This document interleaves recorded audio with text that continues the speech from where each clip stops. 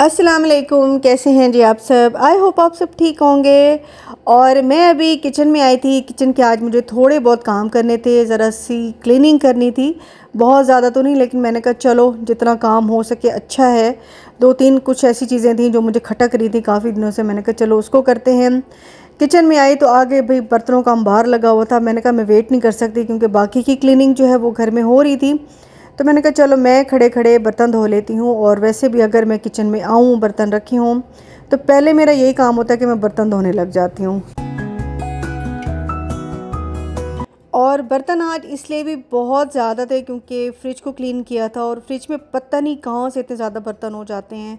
एक तो दूध वाले बहुत हो जाते हैं, दूसरा ये है कि छोटे छोटे अगर सालन रखे हों एक दो दिन पुराने कि चलो भाई खा लेंगे, यूज़ में आ जाएंगे, उसके बर्तन हो जाते हैं। और बस मिला जुला के काफ़ी ज़्यादा आज बर्तन थे।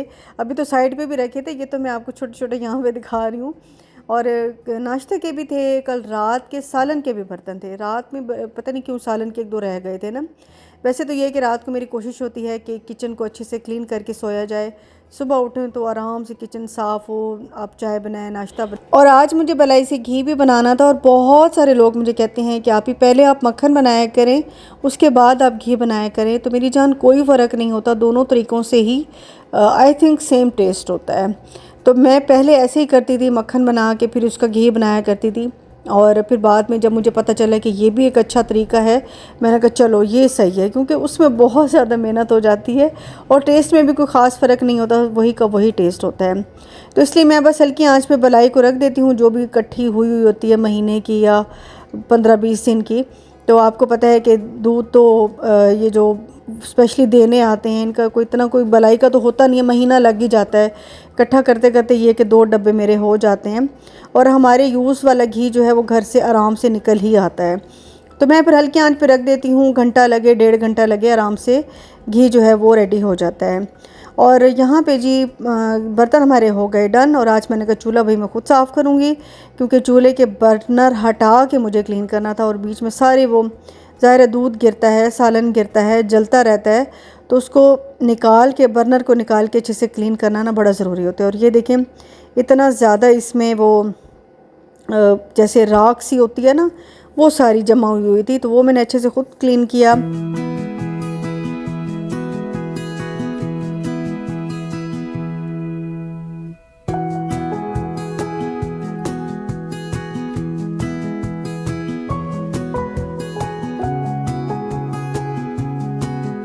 और आज मुझे थोड़ी सी किचन की सेटिंग भी करनी थी, क्योंकि रोज़े खैर से गुज़रे हैं, तो उसके बाद चीज़ें वहीं की वहीं रखी हुई हैं, मैंने कोई इधर उधर चीज़ें नहीं की।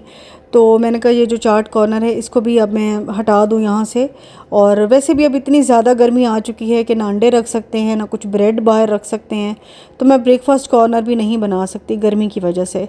तो मैंने कहा चलो कुछ ना कुछ जो सेटिंग पुरानी वाली सेटिंग थी उसी को दोबारा से बहाल करते हैं। और यहाँ पे देखें 2 डब्बे, मैंने कहा था ना मेरे 2 डब्बे महीने में हो जाते हैं, तो 2 डब्बे वही मैंने डाले पतीले में और बिल्कुल हल्की दम वाली आंच पे मैं इसको रख दूँगी। और बस घंटे 1.5 बाद हमारा घी जो है वो बड़े आराम से निकल आएगा।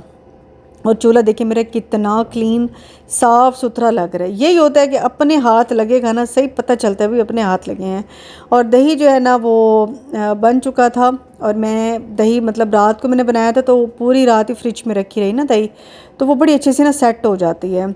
तो उसको मैं स्टील के बर्तन में कोशिश करती हूँ कि निकाल के रखूँ, क्योंकि प्लास्टिक के बर्तन में दही जो है वो थोड़ा पतला हो जाता है, मतलब पानी निकल आता है उसका ना। तो मेरा तो ये एक्सपीरियंस है कि स्टील के बर्तन में ठंडा रहता है और जमा रहता है ना दही। तो बस इसको इसमें ट्रांसफ़र करके डब्बे को ये भी फ्रिज में रख दूँगी। और जिस दिन फ्रिज वाला काम होता है ना कि भाई आज फ्रिज को अच्छे से क्लीन किया है, एक्स्ट्रा सारे बर्तन वगैरह सब कुछ निकाल लिया है, छोटे छोटे डब्बों में डाल के रख लिया, तो बड़ा सुकून आता है। और ये मेरा आधा तरबूज भी पड़ा है, क्योंकि तरबूज जो है वो डेली हमारे घर खाया जाता है। और मेरा इतना बुरा कट लगा था ना, आपने देखा ही होगा उसको। खैर मैं ज़्यादा केयर नहीं करती, ये नहीं है कि हाथ पकड़ के मैं बैठी रहूँ, मैं कामों में फिर भी लगी रहती हूँ। हाँ, थोड़ा सा मैंने उसको रेस्ट दिया था। और यहाँ पे मैंने आपको भी बताया था कि चाट कोरना जो है अब मैं उसको करने लगी हूँ ख़त्म। और थोड़ा सा टैंग भी रखा हुआ था। और बूंदी जो है वो मुझे इम्तियाज़ से मैंने ली थी, मुझे बिल्कुल भी अच्छी नहीं लगी, तो वो मेरे ना रोज़ों में यूज़ हुई ना कुछ। अब मैंने बस शॉपर में डाल के ना उसको बस निकाल ही दिया था। बाकी जो मैं ले आई थी चेज़अप से, मुझे वो अच्छी लगती है। वो फूली फूली होती है, सॉफ्ट सॉफ्ट होती है। ये बहुत हार्ड रह जाती है ना एंड तक। तो वो मैं यूज़ कर रही थी, अभी थोड़ी सी रखी हुई है, तो वैसे ही शाम में कभी दिल करता है दही बल्ले वगैरह खाने को तो वो यूज़ में आ जाएगी। दालों वाला कंटेनर जो है वो मैंने अभी साइड पे रख दिया है, क्योंकि ये मेरे बड़े ही काम आता है। मुझे डब्बे नहीं निकालने पड़ते, बस यहीं से निकालो डिस्पेंसर से और यूज़ करो। और मेरा माशाल्लाह चल भी बहुत अच्छा रहा है। अच्छा, ये जो है आज मैं अपने स्पून होल्डर साफ़ कर रही हूँ, क्योंकि ये मैंने ईद से मैंने शायद किए ही नहीं है, 6-7 महीने हो गए हैं। क्योंकि रोज़ों में मैंने कहा अभी करती हूँ, मेरे जहन से स्किप हो गया। मैं भी सोच रही थी, मैंने कहा हाँ, मैंने इतनी ज़्यादा रमज़ान की तैयारी की थी और ये मैंने क्लीन ही नहीं किए। तो आज मैं इसको निकाल के क्लीन कर रही हूँ। अच्छा, एक टिप है, ये जो स्पून होल्डर हम यूज़ करते हैं, हमें करने पड़ते हैं भाई, लाजमी चीज़ें रखनी पड़ती हैं सामने। तो ये जो पोर्शन वाला होता है ना, ये बहुत बेकार होता है, क्योंकि इसके अंदर ना तो सफाई सही से हो सकती है, ना तो ये सही से क्लीन होते हैं। तो ये इसको तो मैं वैसे ही निकाल दूँगी।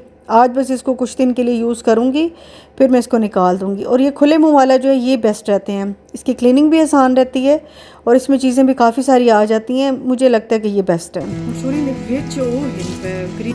और हमारे जी स्पून होल्डर बड़े अच्छे से साफ़ और बिल्कुल ड्राई हो चुके थे। एक साइड पे मैं छुरियाँ और कैंचियाँ रख दूँगी जो किचन नाइफ़ होती हैं।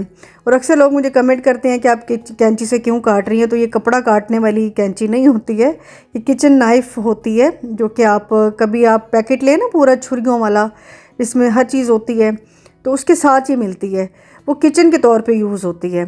तो वो खैर बड़ी यूज़फुल चीज़ है, वो तो मैं लाजमी रखती हूँ। और दूसरी साइड पे मैं ब्रश वगैरह और विस्क वाले जो होते हैं, स्पैचुला वगैरह, वो सारे रख दूँगी। और मैं इंशाल्लाह इसको चेंज कर दूँगी, दोनों को ही शायद मैं चेंज कर दूँ, तो ये मेरी प्लानिंग है। और अब काफ़ी दिनों के बाद ये है कि मुझे घर की सेटिंग और मतलब एक माइंड की बात होती है ना, कि जब आपका माइंड फ्रेश हो, आप काम करने का आपका दिल भी करे, तभी मज़ा आता है घर की सेटिंग में। और आज मुझे इतना अच्छा लग रहा था ना कि मैं अपने हाथों से काम कर रही हूँ, वरना मुझे डिप्रेशन रहता है। जिसको आदत हो ना काम की, उसको फिर डिप्रेशन होने लग जाता है।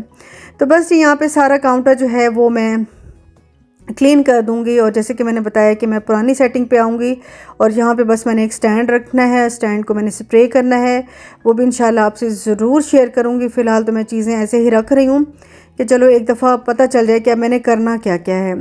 काम मैं कहती हूँ कि अगर आप करने लगें तो आपके लिए हज़ारों काम हैं, ना करने लगें तो कोई काम नहीं है।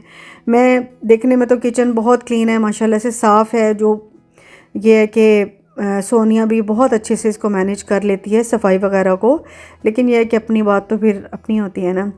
यहाँ पे जी बस जो वैसे तो मेरी क्लीनिंग किचन वगैरह की सारी हो चुकी थी, लेकिन जो भी पार्टिकल्स वगैरह गिरे हैं, चावल के दाने और दालों के दाने जो भी है ना, बस उसको मैं एंड में अब झाड़ू दे रही हूँ। मेरा जो किचन वाला काम है अब वो हो गया तकरीबन डन।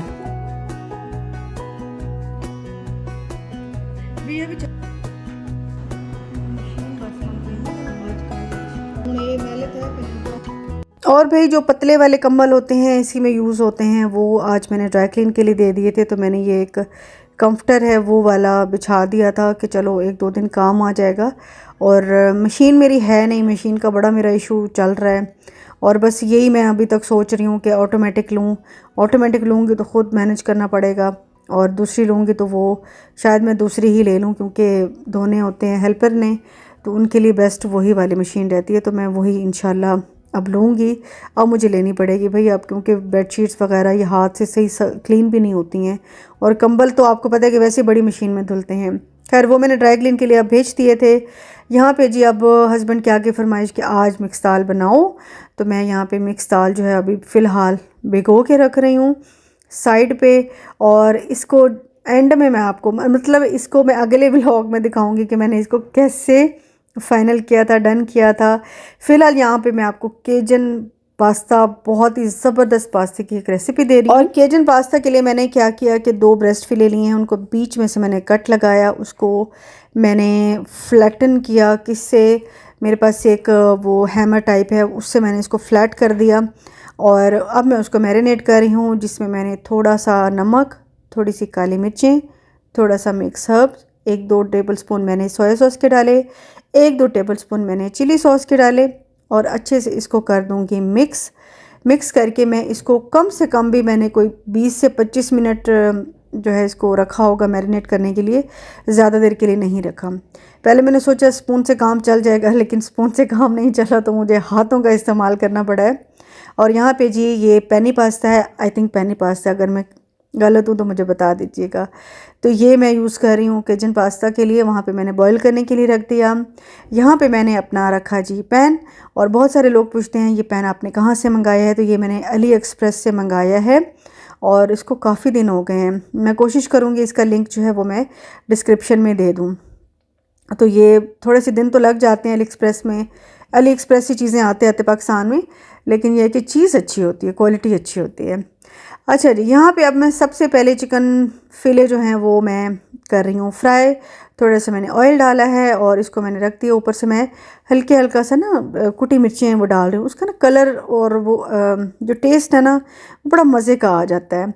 तो बस दोनों साइडों से मैं इसको गोल्डन ब्राउन सा बड़ा प्यारा सा इसका कलर करूँगी, और ताकि कच्चे ना रह जाएं, क्योंकि 2 तो हैं सही, वो तो जल्दी से हो गए थे, पतले वाले थे, एक थोड़ा सा मोटा था, तो उसको मुझे ज़ाहिर है थोड़ा सा टाइम देना था। बिल्कुल आपने फुली इसको डन कर देना है, इसको कच्चा बिल्कुल नहीं रखना। और चिकन इतना सॉफ्ट था ना, हालांकि मैंने 15 से 20 मिनट इसको मैरिनेट किया था। अच्छा जी, उसके बाद चिकन को रिमूव कर दिया। यहाँ पे प्याज मैंने रफली चॉप करके काटे हुए थे, वो मैंने ऐड किए उसी में ही। हल्का हल्का सा ब्राउन कलर आएगा ना, बड़ा प्यारा लगेगा। अच्छा, यहाँ पे थोड़ा सा मैंने डाल दिया बटर, और साथ ही मैंने 2 चम्मच डाल दिए मैदा के। इसको हल्का सा मैं मिक्स करूँगी। जैसे ही मैदे की खुशबू आने लगेगी तो इसमें चला जाएगा दूध को हल्का हल्का मैं पकाऊंगी। चिकन अच्छा सा यहाँ पे डन हो चुका था, तो मैंने छुरी से ना इसके बिल्कुल स्लाइस काट के रख दी। ये मैं बिल्कुल एंड में रखूँगी, ठीक है।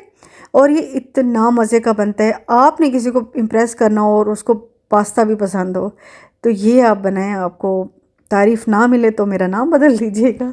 तो यहाँ पे जी हल्का हल्का सा जैसे ही दूध कुक होने लगा, तो मैंने इसमें क्रीम ऐड कर दी। पूरा 1 पैकेट मैंने ऐड किया था, ठीक है। उसको हल्के हल्के से मैं मिक्स करती जा रही हूँ प्यार प्यार से। यहाँ पे ये एक डिप सॉस है नाचोस वाली, ये मेरे पास रखी हुई थी। ये ऑप्शनल है, आपके पास है तो डाल दें, नहीं तो हल्का सा एक समझ लें कि 1 टेबलस्पून आपने टमाटो केचप का ऐड कर देना है, ठीक है। यहाँ पे मैं इसको हल्का हल्का मिक्स कर रही हूँ। वैसे इसका टेस्ट बहुत अच्छा है, नाचोस वाली जो डिप होती है। अच्छा, यहाँ पे मैंने थोड़ी सी काली मिर्चें डाल दी। थोड़ा सा मैंने इसमें सॉल्ट भी, ज़ाहिर है मैनेज करना था, सॉल्ट भी वो भी मैंने डाला। और मैं साथ साथ हमेशा चखती रहती हूँ ताकि टेस्ट जो है बिल्कुल बैलेंस आए। अच्छा जी, यहाँ पे मैंने पास्ता बॉईल करके ऐड कर दिया था।